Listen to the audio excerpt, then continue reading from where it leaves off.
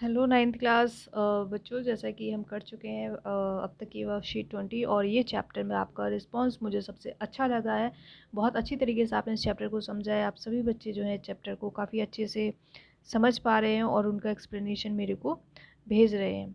सो इसके आंसर्स मेरे पास मुकुल और मंथन के आ चुके हैं। Very good both of you. अब जिन बच्चों ने मेरा एक्सपेरिमेंट्स के जो है वीडियो देखे होंगे उन्हें इस वीडियो में कोई भी दिक्कत नहीं आने वाली, नहीं इस वर्कशीट को सॉल्व करने के लिए। सो चलिए स्टार्ट करते हैं विदाउट एनी डिले आज की वर्कशीट। सो क्लास, ये आप देख सकते हैं प्याज की कोशिकाएं हैं। मैंने आपको एक्सपेरिमेंट में करवाया था। जिन लोग बच्चों ने नहीं देखा अभी भी मेरे चैनल पर वो वीडियो पड़ा हुआ है एक्सपेरिमेंट का, ठीक है, जरूर देखिएगा एक्सपेरिमेंट। ये कपोल की कोशिकाएं यानी हमारा जो गाल होता है, चिक सेल जिसे इंग्लिश में कहते हैं, उसका जो है सूक्ष्म दृष्टि पे जब देखेंगे तो उस तरीके से नजर आता है। ठीक है, यहाँ पे दो बच्चों के बीच में बात हो रही है। ठीक है, स्लाइड्स दिखाई गई है, इनके बीच में बात हो रही है। ये यहाँ पे कहा जा रहा है कि ये जो ड्राइंग है बच्चे, इसमें आपको कुछ काले काले धब्बे दिखाई दे रहे हैं, छोटे छोटे से। ठीक है, यहाँ पे भी दिखाई दे रहे हैं। तो ये छोटी छोटी सी काली काली चीज़ें हैं ना बच्चे, इसे केंद्रक कहते हैं। ठीक है, इन्हें केंद्रक कहते हैं। ये जो केंद्रक होते हैं इनके ऊपर झिल्ली की परत होती है जिसमें बहुत छोटे छोटे छेद होते हैं। छेदों से क्या होता है, द्रवों का अंदर आदान प्रदान होता है। और जो ये केंद्रक है बच्चे, कोशिका का ब्रेन मस्तक कहलाते हैं। ठीक है, जैसे हमारा दिमाग है ना, हमें हर एक तरीके की चीज़ें सुझाता है समझाता है, उसी तरीके से कोशिका को सुझाने और समझाने वाला कौन होता है बच्चे, केंद्रक होता है। अब केंद्रक क्या करता है, केंद्रक क्या करता है बच्चों, केंद्रक नियंत्रित करता है, नियंत्रित करता है, निर्देश देता है। ठीक है, किसको, कोशिका को। और कोशिका को काफ़ी सारे कार्य करने में मदद करता है, जैसे कोशिका विभाजन। कोशिका विभाजन मतलब जो सेल्स हैं बच्चे, जो कोशिकाएं हैं, वो हर वक्त जो है विभाजित होती रहती हैं, जिसकी वजह से हमारे शरीर में नए सेल्स बनते रहते हैं। डीएनए जो है, डी राइबो न्यूक्लिक एसिड जो है, इसे ऐसे इंग्लिश में बोलेंगे और हिंदी में से इस तरीके से लिखें, डी ऑक्सी राइबो न्यूक्लिक अम्ल। और ठीक है, आरएनए को लिखेंगे राइबो न्यूक्लिक अम्ल। राइबोसोम का उत्पादन करते हैं और वृद्धि, प्रोटीन एवं एंजाइम संश्लेषण आदि में मदद करते हैं। ये किसका, केंद्रक का कार्य हो गया। इसी पे बेस्ड आपको सवाल भी मिलेगा, सो बेटर हम इसे पढ़ लें। चलिए बढ़ते हैं नेक्स्ट क्वेश्चन की तरफ। अब हम बात करते हैं कि गुणसूत्रों की तरफ तथा उनके कार्य की तरफ। गुणसूत्र को बच्चे इंग्लिश में क्रोमोसोम कहते हैं। ठीक है, गुणसूत्र जो है आपके इस तरीके से नजर आते हैं, धागे की तरह। आपसे पूछेंगे क्रोमोटिन और गुणसूत्र किस तरीके से नजर आते हैं, तो आपको बताना है वो उलझे हुए धागे की तरह नजर आते हैं। ठीक है, अब हम बढ़ते हैं क्रोमोटिन के बारे में डिटेल में जानने के लिए। तो ये जो जो बात करें ना, तो क्रोमोटिन सब केंद्रक का हिस्सा है। ठीक है, कोई कंफ्यूज नहीं होगा। क्रोमोटिन जो है पदार्थ होते हैं जो डीएनए की और प्रोटीन का बने होते हैं। किससे बने होते हैं, डीएनए तथा प्रोटीन से क्रोमोटिन बने होते हैं। प्रश्न पूछा गया था पिछले साल 9th स्टैंडर्ड में, इस साल भी पूछा जाएगा फाइनल एग्जाम्स में, सो बेटर टू रिमेंबर। कोशिका विभाजन की शुरुआत में क्रोमोटिन पदार्थ कई लंबे जोड़ों में बदल जाते हैं।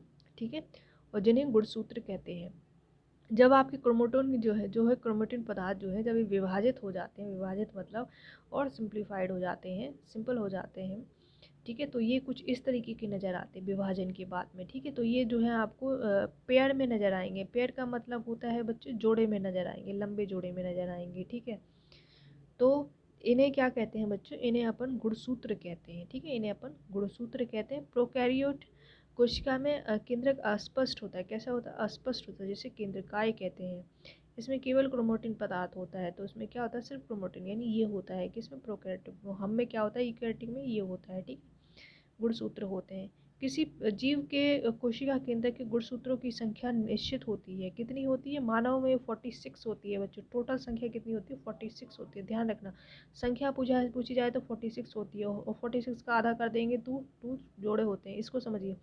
आपने कहा मेरे पास एक जोड़ी चप्पल है, तो एक जोड़ी चप्पल में बच्चे दो एक जोड़ी चप्पल का मतलब ये है कि दो चप्पल पहनते हैं ना आप, या कोई बच्चा एक ही चप्पल को एक जोड़ी कह लेता है। ठीक, तो एक जोड़ी चप्पल में 2 जोड़े होते हैं। ठीक है, तो 23 जोड़ों में टोटल के कितने होंगे, 2 से गुणा कर देंगे तो 46 क्रोमोसोम हमारे शरीर में यानी मनुष्य में होते हैं, गुणसूत्र। ठीक, क्रोमोटिन पदार्थ में डीएनए क्रियात्मक खंड की जीन में रहते हैं। ठीक है, क्रोमोटिन पदार्थ में डीएनए के क्रियात्मक खंड को जीन कहते हैं। ठीक है, क्रोमोटिन जो पदार्थ है उसके छोटे से हिस्से को क्या कहते हैं, हम डीएनए कहते हैं।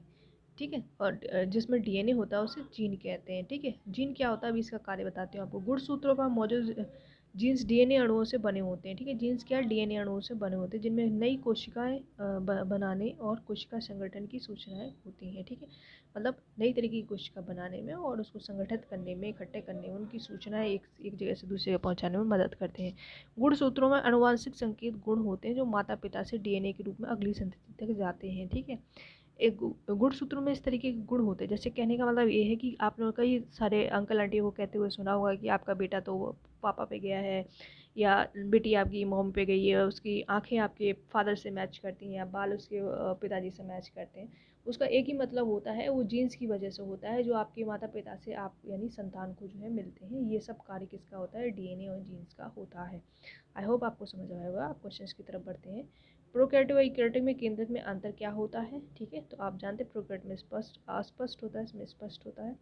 डीएनए और आरएनए का पूरा नाम बताइए और ये कोशिका में कहाँ पाए जाते हैं? ठीक है, ये अभी इनके आंसर्स मैं आपको दिखाऊंगी, वैसे आपको पता ही है। मानवों में गुणसूत्रों की संख्या कितनी होती है? तो मानव गुणसूत्रों की संख्या पूछे बच्चे, टोटल पूछे तो 46 लिखेंगे, 23 नहीं लिखेंगे। जीन क्या है? तो जीन क्या है बच्चे? हमारे जो क्रोमोटिन, जो हमारे गुणसूत्र है उसका एक छोटा सा खंड यानी भाग होते हैं, जिसमें डीएनए होते हैं। और कहाँ स्थित होते हैं? तो ये कहाँ स्थित होते हैं बच्चे जीन? तो जीन आपके यहाँ पे आपको बताया गया है कि जो जीन होते हैं, यहाँ पे लिखा हुआ है, छोटे से खंड को जीन कहते हैं, क्रोमोटिन में होती हैं ये। ठीक है, तो क्रोमोटिन में होते हैं। क्रोमोटिन जो है अल्टीमेटली कहाँ पे होते हैं? केंद्रक में होते हैं। केंद्रक के कोई दो कार्य लिखिए। तो अभी जैसे आपको बताया, निर्देशित करता है और जो है कोशिकाओं को क्या करता है? ये सारे के सारे जो है हमारे कार्य हैं, ठीक है, जिन्हें मैं अभी आंसर में आपको दिखाने वाली हूँ। सो चलिए बढ़ते हैं answer. Hello everyone, so here you can see the answers. This is your answer 1। Prokaryotic में केंद्रक में क्या अंतर होता है? इसमें स्पष्ट होता है, इसमें स्पष्ट होता है। ये आपकी डीएनए की बच्चों फुल फॉर्म है, डीऑक्सीराइबोन्यूक्लिक एसिड। एसिड बच्चे जो है इंग्लिश में बोलते हैं, अम्ल हिंदी में बोलते हैं, तो आप अम्ल लिखिएगा, मैंने ब्रैकेट में लिखा है, आप चाहें तो दोनों लिख सकते हैं। उसी तरीके से मैंने आरएनए का लिखा है, राइबोन्यूक्लिक एसिड। डीएनए का जो है बच्चे कोशिका जो है केंद्रक में पाए जाते हैं। और फिर है, मानव गुणसूत्रों की संख्या 46 होती है। जीन जो होते हैं क्रोमेटिन पदार्थ डीएनए के क्रियात्मक खंड होते हैं और यह गुणसूत्रों पर मौजूद होते हैं। फिर है, केंद्रक के दो कार्य बताइए। तो एक कोशिका के कार्य को नियंत्रित करते हैं, सॉरी, ये क्या करते हैं बच्चों? कोशिका के कार्य को नियंत्रित करते हैं। कोशिका में अनेक प्रकार से कोशिका विभाजन, डीएनए आरएनए प्रोटीन बनाने का कार्य करते हैं। ये थे बच्चे आपके answer. Just pause the video, right your answers and get it for checking. So this is your Bioxy 21. Till then, take care, goodbye, and send your answers as soon as possible. Get ready for the test that we are going to take on 24 August. I hope you all have covered your all the topics very well. और सारे बच्चे test में appear करेंगे. Till then, take care and bye bye.